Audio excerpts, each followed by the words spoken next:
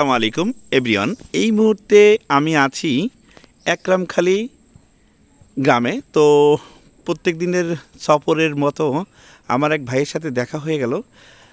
ভাই, আপনার নামটা কি? আমি মোহাম্মদ রনি হাওলাদার, গ্রাম বড়ইতলা। তো ভাইয়ের কাছে জানতে চাইলাম সে আসলে কি করে।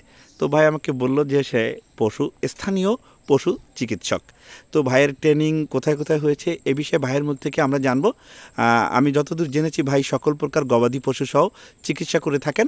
আর ভাইয়ের চেম্বারটা হচ্ছে বরংজিধরা ইউনিয়ন, মসজিদ মার্কেট, সুমাদ্দারখালী মাদ্রাসা বাজার। মাদ্রাসা বাজার। তো ভাইয়ের কাছ থেকে আমি এখন শুনবো আসলে ভাই কি কি পশু চিকিৎসা করেন এবং কোথা থেকে সে ট্রেনিং প্রাপ্ত হয়েছেন। হ্যাঁ, ভাই, আমি আপনি কোথা থেকে ট্রেনিং আমি প্রাপ্ত হয়েছেন? সর্বপ্রথম যুব উন্নয়ন থেকে ভেটেরিনারির পরে একটা কোর্স করেছিলাম 1 মাস, দ্বিতীয়বারে 3 মাসের আর একটা কোর্স করেছিলাম।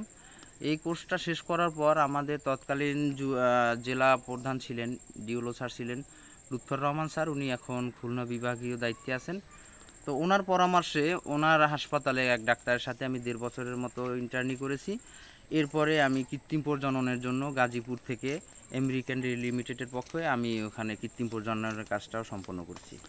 ধন্যবাদ রনি ভাইকে। যাদের পশুর বিভিন্ন সুস্থতার জন্য রনি ভাইয়ের সাথে যোগাযোগ করবেন।